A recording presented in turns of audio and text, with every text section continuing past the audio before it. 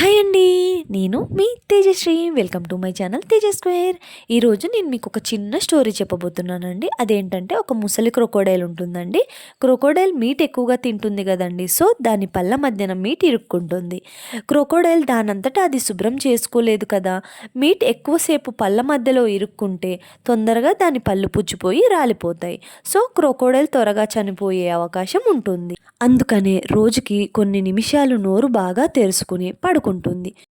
దగ్గరలో ఉన్న పక్షులన్నీ దాని నోట్లోకి వాలి పళ్ళ మధ్యలో ఉన్న మీట్ని తీసుకుని తింటాయి.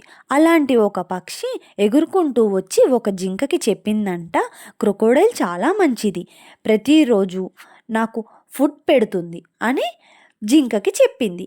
అప్పుడు ఆ జింక రిప్లై ఇచ్చింది, మొన్ననే నా బిడ్డను చంపేసింది, నా కళ్ళ ముందే నా బిడ్డను తినేసింది, దాన్ని మంచిది అని అంటావేంటి అని పక్షితో వాదించింది.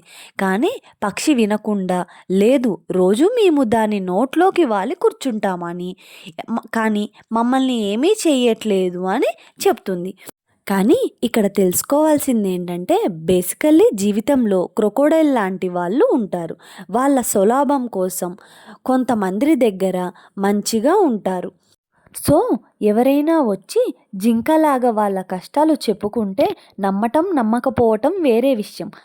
కానీ కనీసం విని అర్థం చేసుకునే ప్రయత్నం చేస్తే బాగుంటుంది. ఒకరికి మంచిగా ఉన్నవాళ్ళు వేరే ఒకరితో చెడుగా ప్రవర్తించగలరు అనే సత్యం తెలుసుకుంటే బాగుంటుంది. అది ముసలి క్రొకోడైల్ అయినా, వయసులో ఉన్న క్రొకోడైల్ అయినా, క్రొకోడైలే కదండి.